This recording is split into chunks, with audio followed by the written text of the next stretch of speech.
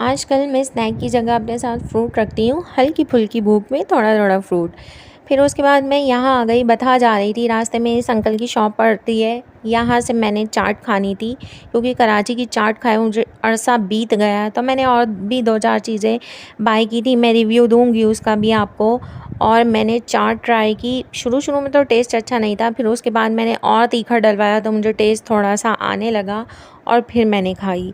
चटपटा खाने का मन कर रहा था और इन्हीं के सामने एक बंगाली की हलवियात है, मैं हमेशा उधर से बाय करती हूँ। इस बार मैंने इधर से ट्राई की थी। ये पाकिस्तानी अंकल हैं, कोई पंजाब साइड के, आप भी मस्ट ट्राई करिएगा।